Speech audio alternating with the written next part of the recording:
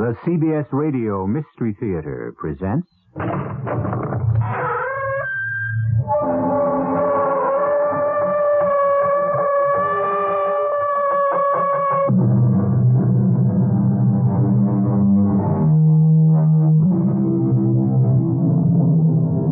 Come in.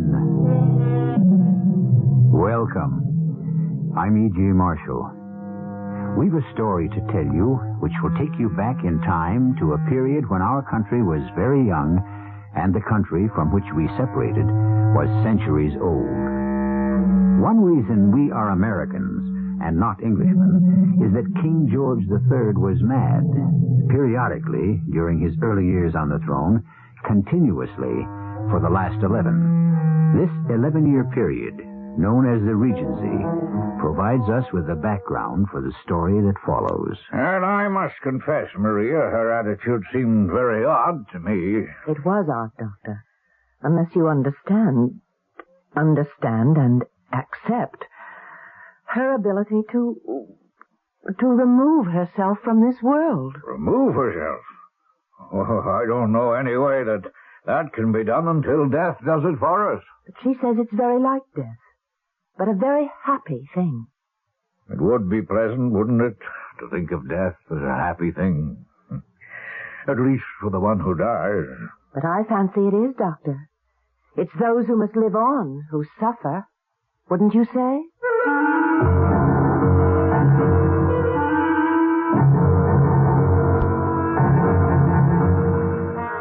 Our mystery drama, The Climbing Boy, was written especially for the Mystery Theater by Elspeth Eric and stars Marion Seldes.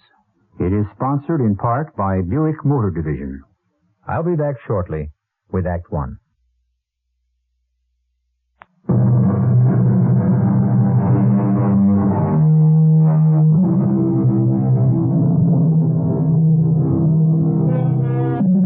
The regent, who was not to become George IV till the death of his mad father in 1820, was not a wicked man, nor even a malicious one. It was simply that he lived exclusively for his own pleasure, and in so doing set the lifestyle for most Englishmen, at least for those who could afford it. One who could not afford it tells us why. Had it not been for the deep and abiding affection I bore Lady Emily, I should never have accepted her invitation to spend a fortnight at Feathers. I despised Lord Hollander, and I'm sure he thoroughly reciprocated my feelings. But her invitation carried more, I felt, than a simple desire to enjoy my company. It held a note of desperation. I hope, my dear Maria, you will not be put off by the fact that Lord and Lady Agremont will also be our guests.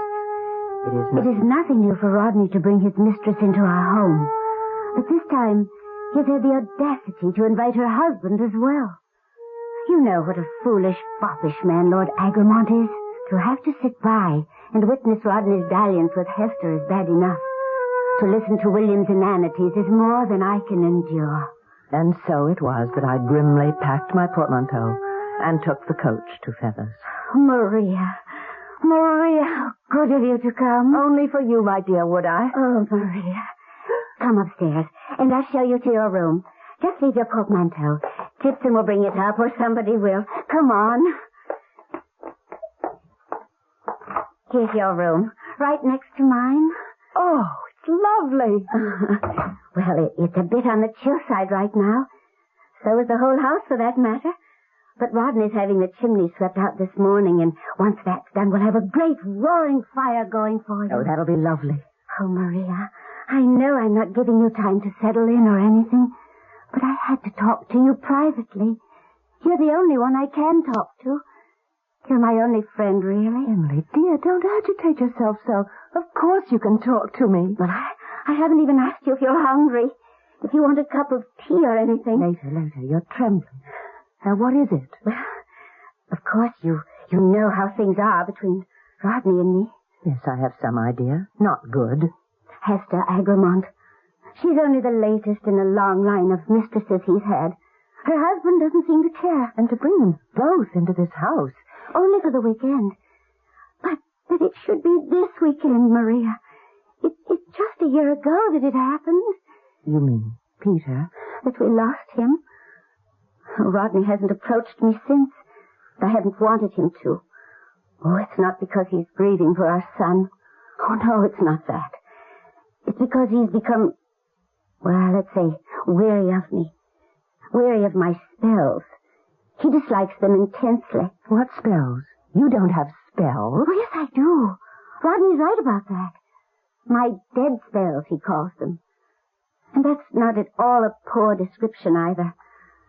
For I feel very close to death during those spells. Emily, you can't mean that. Oh, I do. But it's a happy feeling. Believe me, it is. But it can't be. What on earth are you talking about? Oh, it's not a physical death, Maria. During the spells, I'm here all right. I talk, walk, eat, drink, and order the servants about, and plan meals, do all the things I always do. Only part of me isn't here at all. Well, where is it? I don't know precisely. But not here. How long has this been going on? Since Peter died. Oh, since shortly after. Poor little boy. He was only 5 years old, Maria. I know. And I suppose that in my dead spells, I'm trying to be with Peter. I have the feeling that he needs me. And you say this has been going on for a whole year? Well, the first one was just under a year ago. I didn't know what to make of it. I didn't mean to do it. Not the first time. I can go off now. Any time I want to. You want to? You do it on purpose? Oh, Maria, yes. When I can't bear it here any longer, it's wonderful to have some place to go. I'll grant you that. There are times when I'd like a place to go. But, Emily, where is it that you go? I don't know. Or perhaps I do now. But I can't talk about it. I'm in another world. Oh, my body is here. My body with all its faculties. Sight, speech, hearing. The essence of myself is somewhere else. You make it sound like some sort of mystical experience. Perhaps it is. Emily, tell me something. When you go someplace else and yet your body stays here. Yes? Well, can you be seen? Is there something of you that can be recognized? I'm not quite sure. One time, when I went off in the middle of the night, Rodney swears he saw a ghost wandering across the lawn. The ghost of a woman, he said, with long, dark hair trailing down her back, nearly to her knees. As yours does. Oh, you and I know there are no ghosts. And that night, being so put out by Rodney's teasing, I know I wanted him to see me, wanted it intensely, that he should see and understand I could leave him any time I wanted to, in the spirit, if not in the flesh. Oh, Emily, I do hope you know what you're about. I'm able to live, Maria. Otherwise... Otherwise what? Who knows? Emily. Emily? Yes? Who is it? William, my dear. Is it all right? Oh, of course.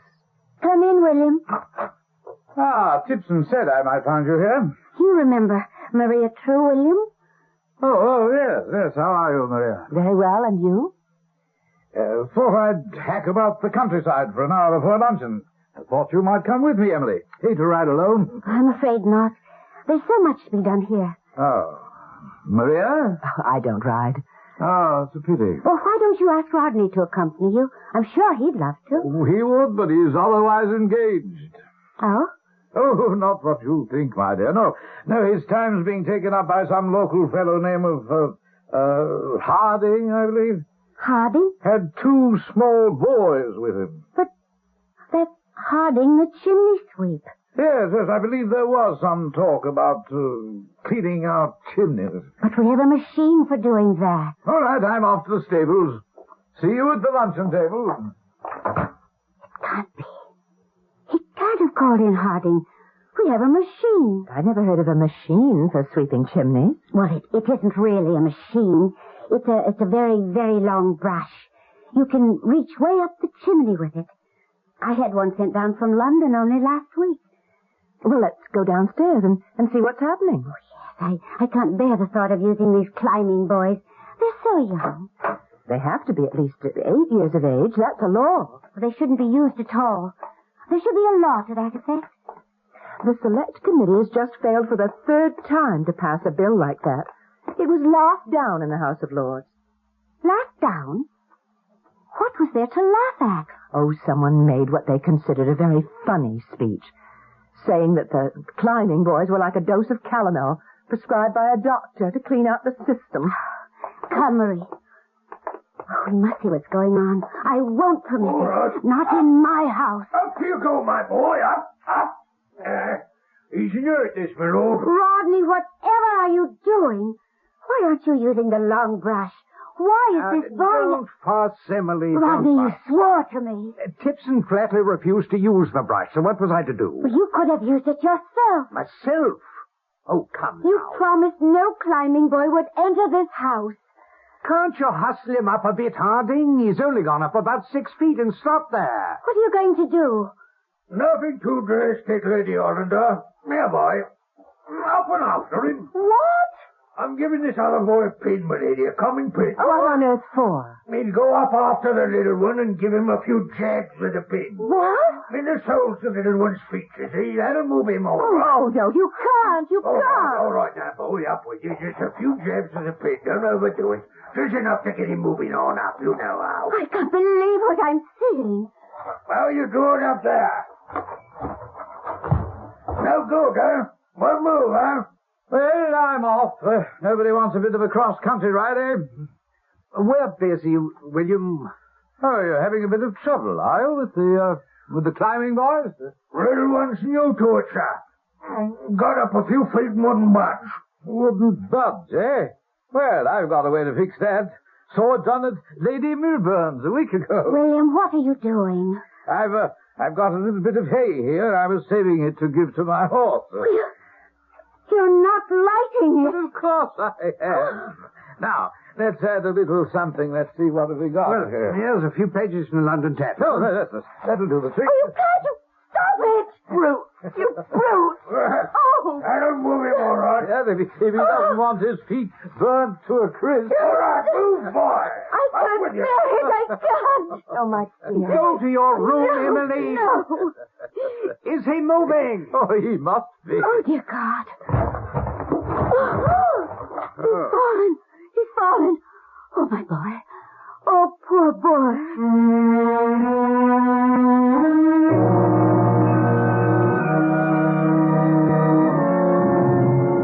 Man's inhumanity to man.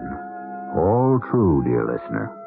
And it all happened just this way. Small boys who had no one to protect them, no parents, no friends, no one who cared, and no government.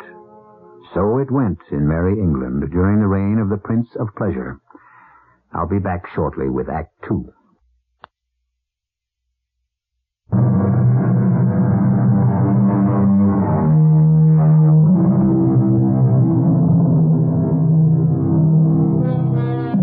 The last we heard from our climbing boy was not a spoken word.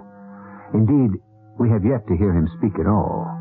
No, it was the sound of his small body crashing down the chimney of Lord Rodney Hollander's country estate after pins had been stuck into his dangling legs in an effort to force him further up the chimney, and as a last resort, a fire had been lighted beneath him. Now it is an hour later, and luncheon is being served. Where's Emily? She should be here. She's upstairs, I believe. Doing what? I believe she's with the boy. The climbing boy? The one who fell down the chimney. He didn't fall. He simply let go and dropped. Why didn't she send him home with Harding? I believe she's giving him a bath. A what? A bath? You said a bath? Whatever for? I've always understood that climbing boys never bathe. Well, it makes sense now, doesn't it? Will you all excuse me? Where are you going, Maria? Upstairs. But there's a saddle of mutton coming, Maria. I've had enough, thank you. I'll be with Emily. I'm not sure Maria's the sort of friend Emily should cultivate, Rodney. Oh, I know. But what can I do? Emily's very set in her ways.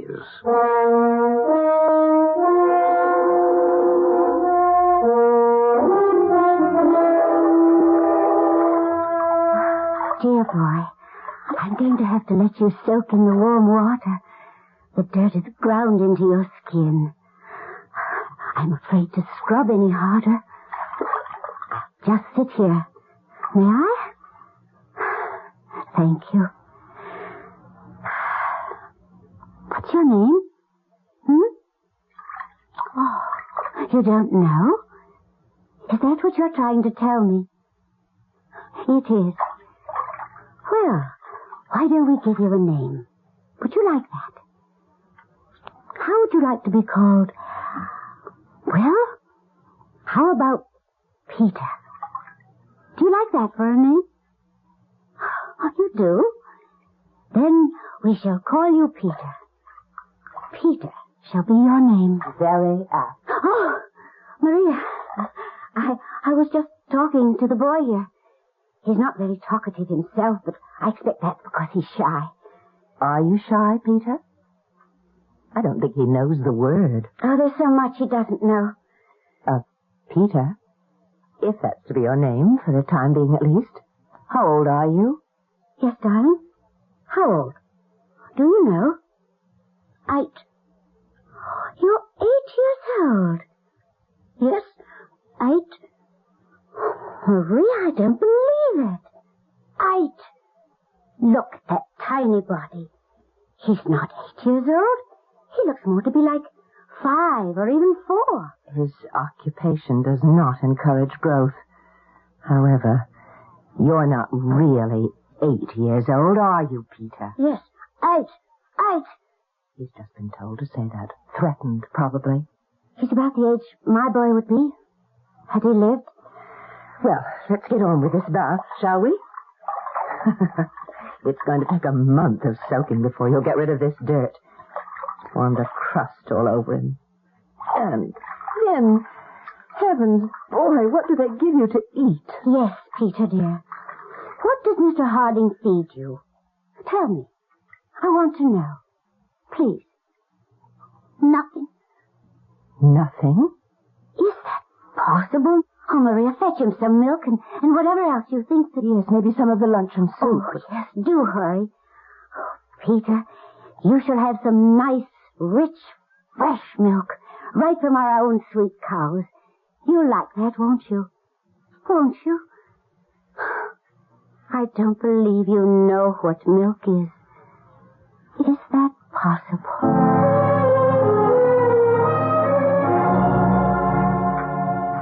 I've come to fetch some milk. Where's Emily? She's with the boy. The milk's for the boy. The boy? Maria, I forbid it. Nevertheless... This is my house. It's my milk, and I forbid it. Nobody feeds the climbing boys, Maria. They're supposed to fend for themselves. Rodney, these boys are sold to the older men who use them.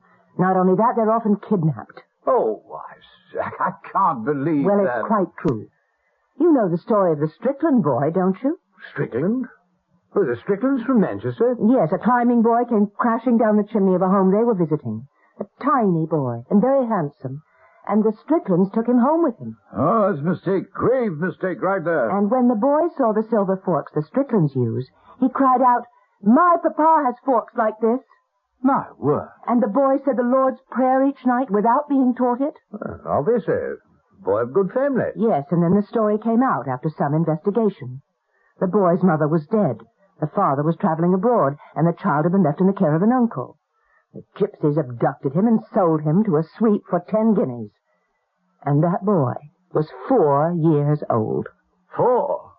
Oh, yes, that's very young. Well, if you'll take a look at the boy in the tub upstairs, you'll conclude that he could be 4 years old, 5 at the very most.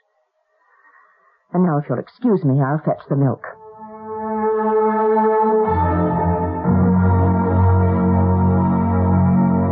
I put him in my bed, Maria. Poor little boy. He looks so frail, doesn't he? He couldn't take the milk. Oh, perhaps I should have heated it. I sent for Dr. Carruthers. If you don't eat, you'll die. Do you know that? You do. What did he say? He doesn't say anything. He just nods his head. What does that mean? I'd say it means he wants to die. Oh, Peter, that's not what you want, is it, my darling? You want to live and grow up to be a fine, strong boy and have a wonderful life. Oh, don't turn your head away, please. Please look at me.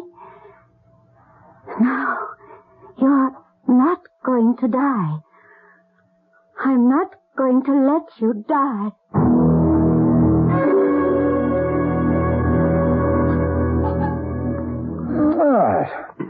Too bad Lady Emily had to miss that superb dinner. Well, there was no need for her to miss it. Emily's very stubborn sometimes. Oh, yes, I can see that. Makes it quite difficult for me, you understand? Oh, quite. I swear, that woman gets more peculiar all the time. In what way, peculiar?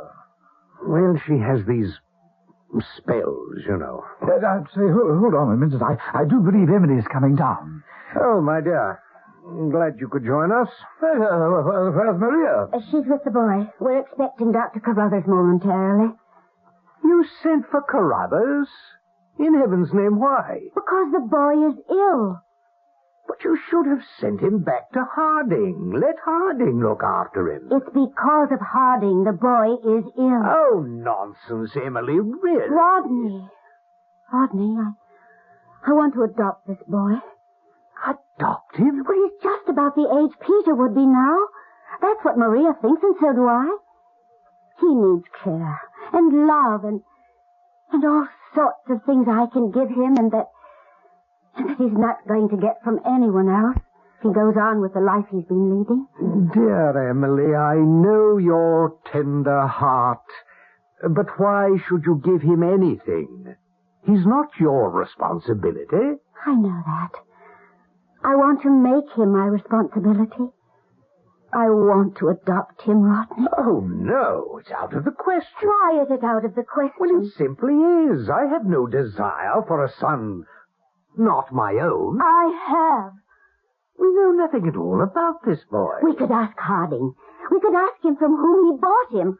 Or stole him. No. You might find out something interesting, Rodney. Now, Maria, kindly keep out of I this. just wanted to remind you of the Stricklands. They adopted that boy. They educated him. Yes, you see, Rodney, we could do the same. I don't know. That must be the doctor. I saw his trap pull up. Oh, let him in, Maria, and take him upstairs, will you? Of course I shall. Oh, Rodney, please do this one thing for me. Please.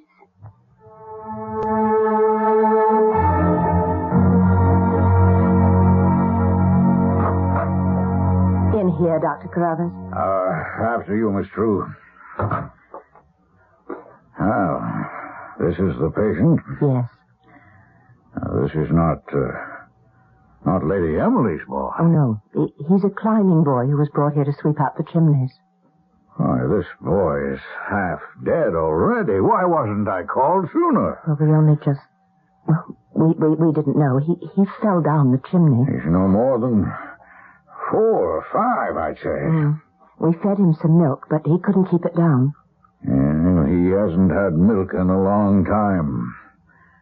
If ever. The boy is dying, Miss True. But he can't. He can't die. There's nothing I can do. These climbing boys, there's no hope for them. But there must be something you can do. They die of exposure, of bad food or no food, of burns, beatings, overwork. Most of all, I say they die of a wish to die. That's what Emily and I... Yes? We were saying he didn't seem to want to live. Would you? Would you want to live his life? Their lungs are filled with mortar and soot that blinds them, chokes them.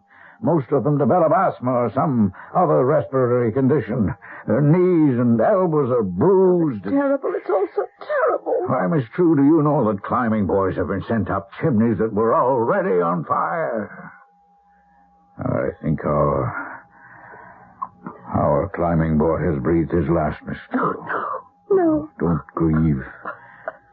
He's better off. But, Emily, Lady Hollander was going to adopt him. She's below stairs now talking to her husband about it. I'm sorry the boy couldn't be saved. Perhaps a year ago. Who knows? But I don't know how to tell her. She lost her own little boy just 5 years ago. A boy named Peter, wasn't it? Yes. She started to call this one Peter. He didn't seem to know his own name.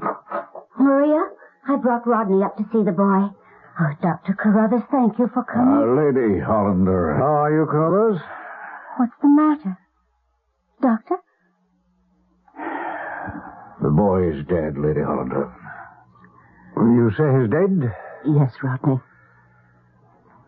Well, it's a good thing we didn't go ahead with what we were talking about, isn't it? The boy must not have had a decent constitution, eh, Doctor? He wasn't very strong, no. We'd have had all sorts of trouble with him, wouldn't we, if we'd adopted him? We were thinking of it. Probably you would have had, yes. Well, one damned thing after another. That's what it would have been. Well, Emily? Leave her alone, Rodney. Oh, she's all right.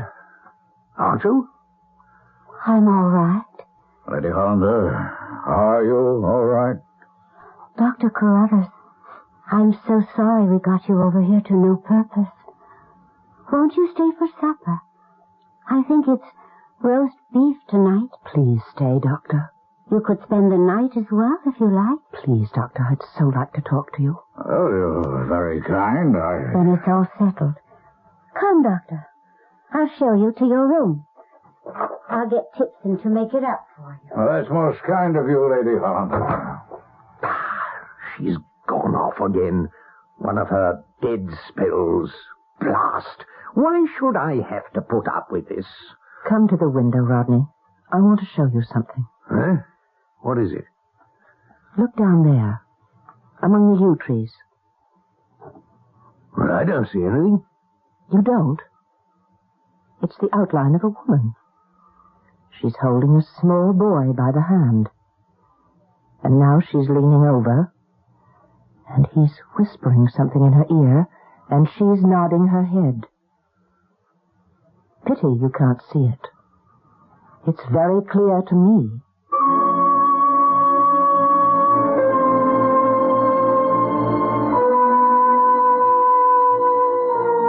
You remember that Lady Emily Hollander had, or believed she had, the ability to make herself seen by whomever she wished during these so-called spells. Why, then, is her outline so distinct this time to Maria, while Lord Hollander sees nothing? We shall try to bring you the most cogent answer of which we are capable when we come back with Act 3.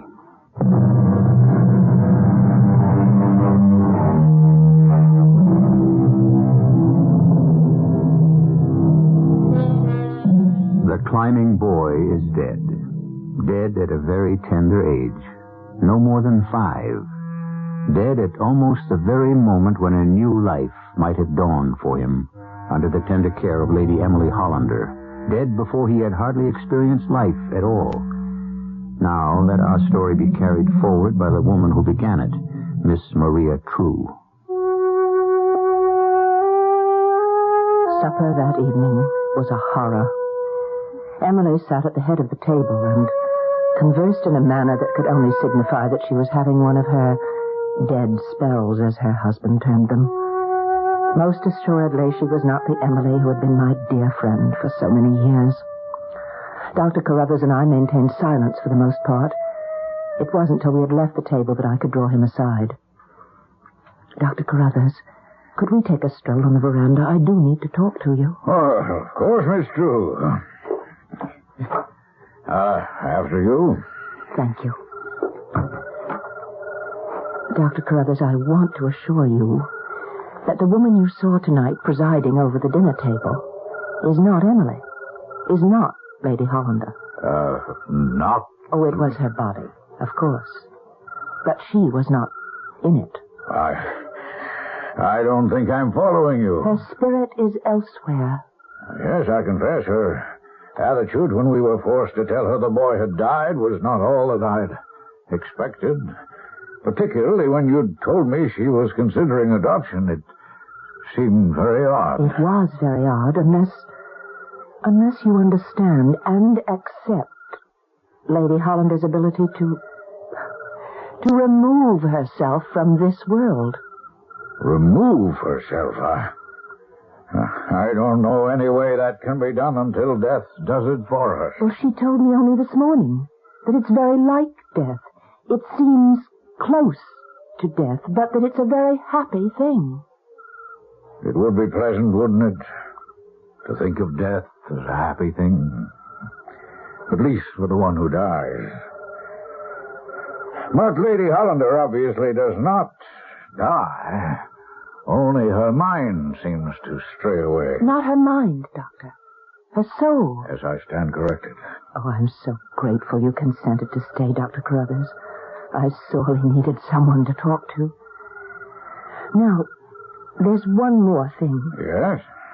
After you and Lady Hollander left the room this afternoon, Lord Hollander and I were there alone. And I chanced to be standing by the window and looking out, and I saw... I hesitate to tell you because you'll think me daft. Not you, Miss True. I saw a woman by the yew trees. Yes? And a small child, little boy. Oh, yes. What was there about that to perturb you? It's my belief, Doctor, against my best judgment, against my common sense. It is my belief that as soon as Lady Hollander heard of the death of the climbing boy, her spirit, her soul, if you like, withdrew from the room of death and went outside under the yew trees. And there she met... Well, who knows? The soul of her son, Peter? Or the soul of the climbing boy?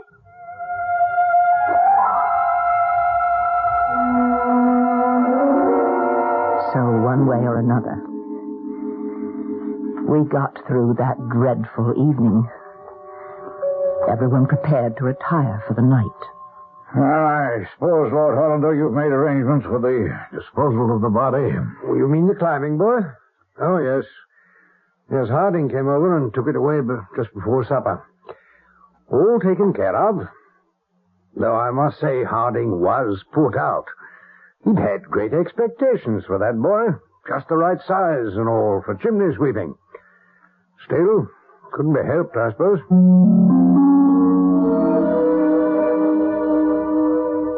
I could not fall asleep. The awful events of the day crowded in on me. The sight of the boy's puny body in the tin tub of water flashed over and over again before my eyes. The words of Dr. Carruthers. Why, this boy's half dead already. Echoed in my head. His sad tones. Climbing boys. There's no hope for them. They die of exposure, of bad food, no food, of burns. Most of all, I'd say they die of a wish to die. Small wonder that I could not sleep. Small wonder that in the wee hours of the morning I was the first to smell the smoke. It was unmistakable. It was the smell of smoke, and not too far away. I sprang from my bed, seized my wrapper, and ran to the door of my room. Smoke, thick, acrid smoke, was pouring in great gray clouds from one of the rooms. From the room of my host, Lord Rodney Hollander. I opened my mouth to speak, when all at once I saw, through the whirling smoke, a figure, a woman, leaving Lord Hollander's bedroom, and with a great effort and concentration, she was... creepy sound. She was dragging a limp and prostrate body with her. It was Emily. At last I found my voice and screamed, "Help! Fire! Help! There's a fire! Help, everyone! Help!" There was a general opening of doors along the corridor. Sound of voices. Distance! Help! Fire!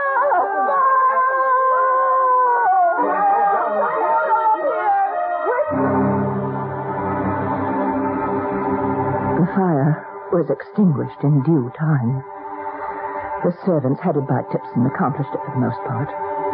Dr. Carruthers and I both admired their fearlessness. There wasn't much but smoke in the room. The actual fire was confined to the chimney. Then Rodney died of the smoke. Yes, suffocation. There was nothing to be done for him. One odd thing, though, deuced odd. What was that, Doctor? His feet were singed. The bottoms of his feet had been burned. What do you make of that? I mean, since the fire never really reached out into the room. Well, I'm sure I can't explain it, Doctor, if you can't. What about Lady Agremont? What about her? She'll be all right. She was found in the hall, wasn't she? It was just outside her own room. I suppose she was the first to smell the smoke and came out to investigate. But then why didn't she cry out? Well, didn't she? I didn't hear her. Well, somebody cried out. That's what roused me. Yes, that's true. Someone did. I had one more chance to speak with Emily. She was still in one of her so-called dead spells. Yet there were moments when she seemed the same Emily I'd always known. Can't you stay for a bit, Maria? Oh, I must go up to London, Emily. Tend to a few matters. Matters of importance, my dear. Otherwise I wouldn't leave you. But the good Dr. Carruthers will stay on for a day or two, and by the time he leaves, I'll be back. Good. Hester and Willie have already left. I know. I'm glad. Why did you do it, Emily? Do what? I was the first to discover the smoke, you know. That is, the first after you. That's how I happened to see you dragging Hester's body out of Rodney's room. Oh? You saw that? Why did you do it? Well, it wouldn't have been proper, now would it? For people to find out that Hester had shared Rodney's bed. No, Rodney would have hated that. But even so, why didn't you cry out as soon as you saw the smoke? No matter where it was coming from. Oh, I knew very well where it was coming from. Before I saw it. Even before I smelled it. But how could you? How could you have known? I was waiting for it. Whatever do you mean? I'd been told. Told what? Told that there would be a fire in that particular chimney at precisely 3:15 in the morning. Well, who could have told you? Why, the climbing boy, Maria. He told me. And then I remembered standing in the room where the boy lay dead. I heard Rodney's voice as I'd heard it then. Damn, why should I have to put up with this, Maria? Why should I? Come to the window, Rodney. I want you to see something. What is it? Look down there, among the yew trees. Well, I don't see anything. It's the outline of a woman. She's holding a small boy by the hand.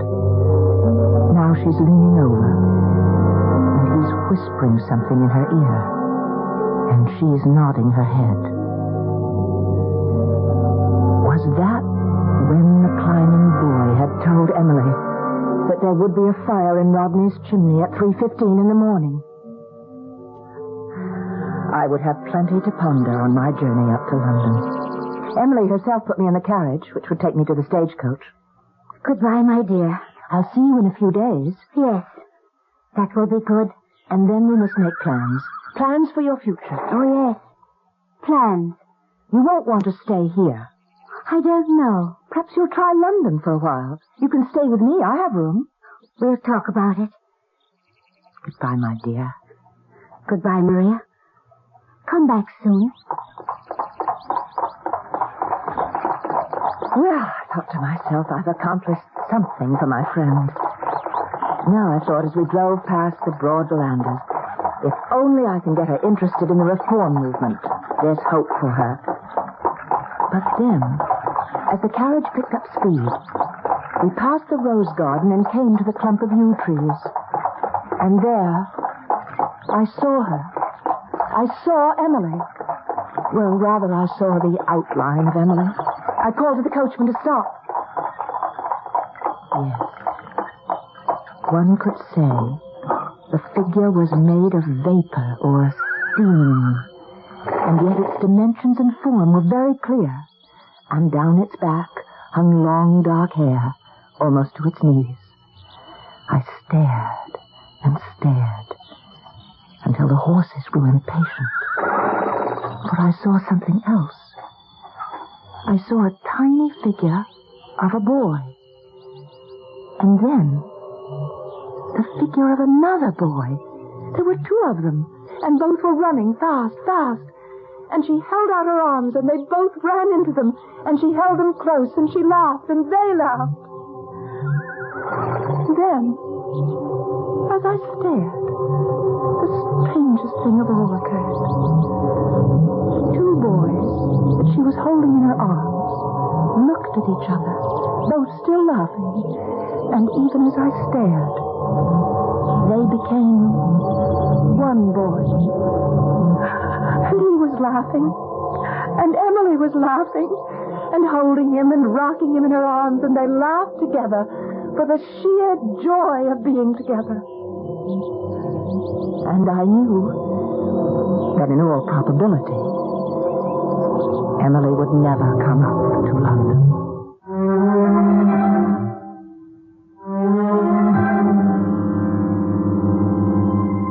A sad story, was it not? A boy dead, a man, too.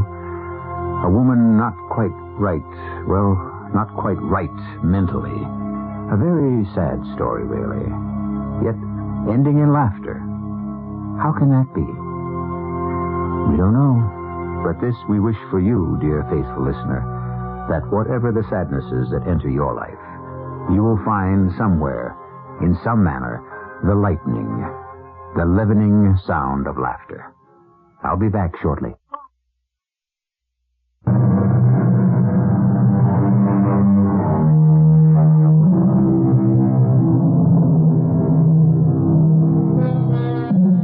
Our story of the climbing boy took place, as we had neglected to tell you, in the year of our Lord, 1819, in another country than ours, at a time when men laughed in Parliament at the fact that little boys were sent up chimneys. It is another time now and another place. Things are different now, here. But are they? If you think so, you haven't been paying attention. Our cast included Marion Seldes, Evie Juster, Court Benson, and Ian Martin. The entire production was under the direction of Himan Brown. And now, a preview of our next tale. He's in jail. Jail? Why? What for? I suppose for smuggling. Smuggling? That's impossible. It has to be a mistake. Oh, I'm sure of it. We have to get hold of Arthur Clemens. I already did. Or doesn't he practice that kind of law? He'll get someone else if he can't handle it. Handle what? Well, all I know is Ted called me, and they allowed them one phone call. Please, Bert, get to it. Well, he said, Bert, I'm being accused of smuggling. Call Arthur, and then tell Myra.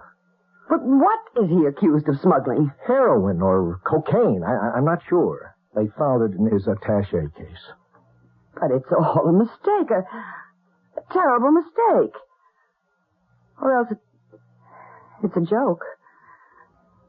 A very bad joke. This is E.G. Marshall inviting you to return to our Mystery Theater for another adventure in the macabre. Until next time, pleasant dreams.